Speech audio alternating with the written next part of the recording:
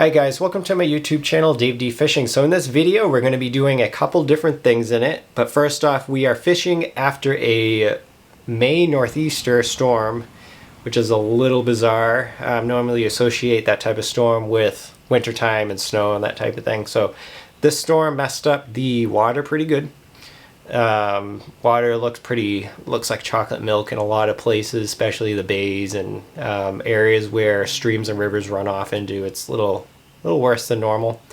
So we're going to be fishing in Rhode Island. We're going to be looking for pretty much anything that will eat a slow pitch jig. I'm just still trying to figure this thing out, trying a couple different types of jigs and see what I like the best, and try to figure out the situations in which to use certain weights of jigs and what will eat them. And I'm also bringing a couple Tautog jigs with me and a Tautog setup. Wasn't really expecting much. If I was lucky, I was hoping for a blitz of some sort, either bluefish or stripers. But I'll stop talking and we'll get to the fishing. So we are going to start off this fishing portion by slow pitch jigging next to this pier in about 20 feet of water. First fluke of the year. Ah, that's a dirty little fluke. First fluke of the year. Oh, slow pitch again. I love this stuff. So cool. Let's see if I could get him off without getting hooked. Yeah, lots of squid on the bottom right now, which is good. All right, back he goes. Something else on there, not... Oh, sea robin. Big sea robin.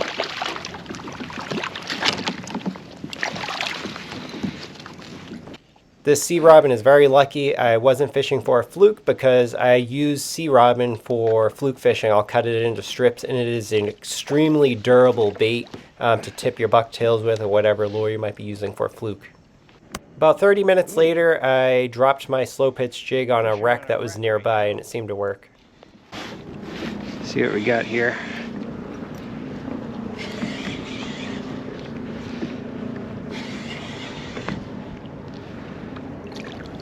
Oh, I got Tautog. Oh,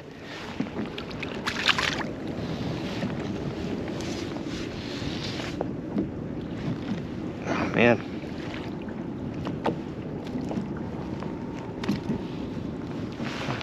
Nice little Tautog on the slow pitch. All right, let's get a crab down there. I'm curious. Maybe there's something bigger down there as far as tog. Creeping up on this wreck right now. That looks good right there. It's this weird, it looks like some sort of ship. So we're gonna drop this crab with a 1 ounce jig right on top of it. Yeah, it's sitting at 30 feet. I might have overshot it a little bit, but all right. Drop down a crab. Oh, that's a nice one.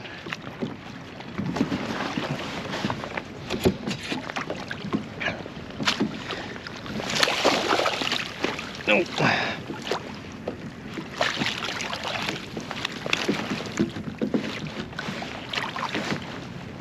That's why side imaging is so important. I can't believe I went so long without it.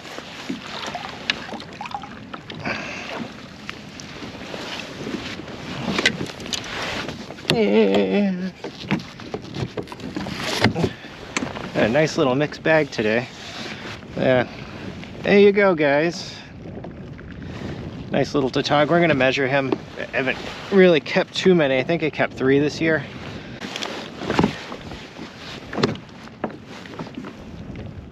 Ooh, he's 16 on the dot.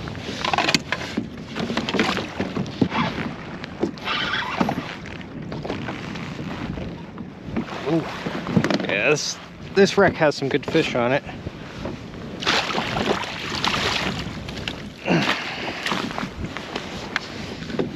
100% a keeper.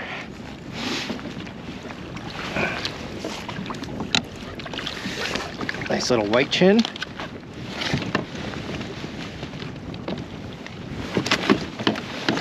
Come on. Drifting far away from this wreck. It's actually a little bit windier than it looks, so it's pretty cool. I got two white chins on the same wreck. Let me see. 17. Nice little white chin. Need to get back on this wreck before I drift too far away from it. Very good fish on this wreck though. About 5 minutes after that last fish, the wind picked up significantly. I wasn't able to keep my spot effectively, so I gave up and I went a little closer to shore to go back to slow pitch jigging. I got a bite pretty quick. Oh, shit.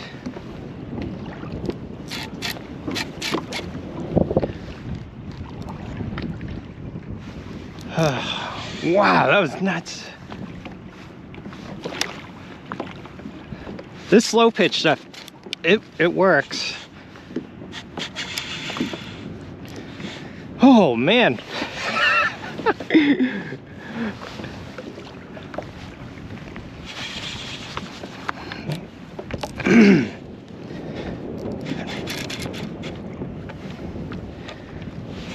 There was a big school of squid.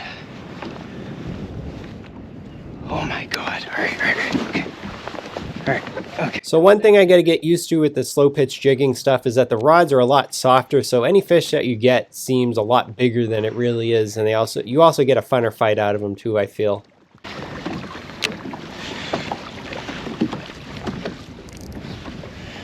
It's a nice fish, whatever it is. I think it's a striper.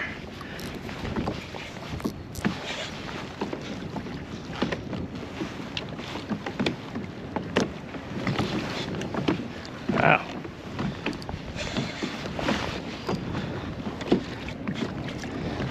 Yeah, a bunch of people went fishing over here. They weren't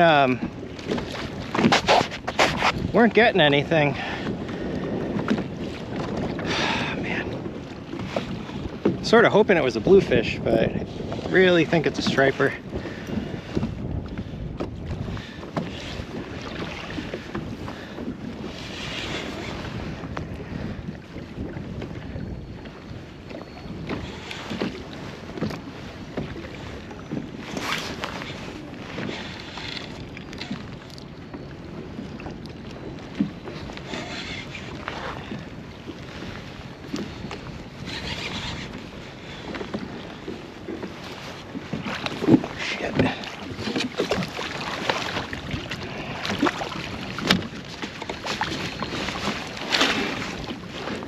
Get in the net! Oh.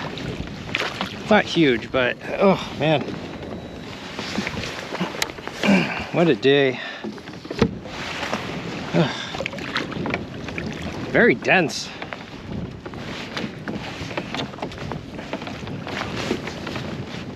Oh, he gobbled that thing. Yeah, not a huge fish. I'm thinking maybe 29. I'm guessing 29. All right, guys, so a little 28 and a half. We're gonna toss it back on the slow pitch. This thing friggin' works awesome. I love it. There you go. Up it goes. I knew it as soon as I turned off the camera. Oh, another fluke. I knew it. Yeah, there's a lot of squid down there, so I'm wondering if I should get a bucktail on, but this is working. If it ain't broke, don't fix it. The fluke. Yeah, tons of squid down there. Might be a fluke, maybe. Oh, that feels like a fluke.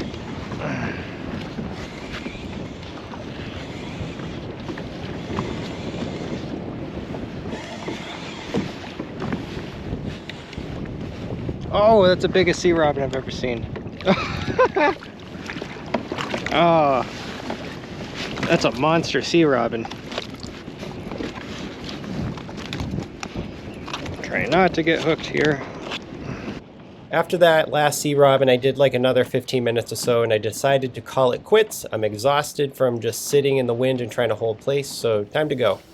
Alright guys, so you reached the end of the video. Again, this is a really last minute video. I just wanted to bring you guys with me to just show you what's going on in Rhode Island in these upper bays.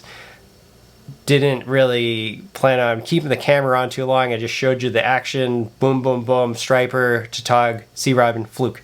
And that was it. I didn't see any scup, which is a little bizarre. I saw sheets of squid that were 15 feet thick at some points, and they were like 100 feet long.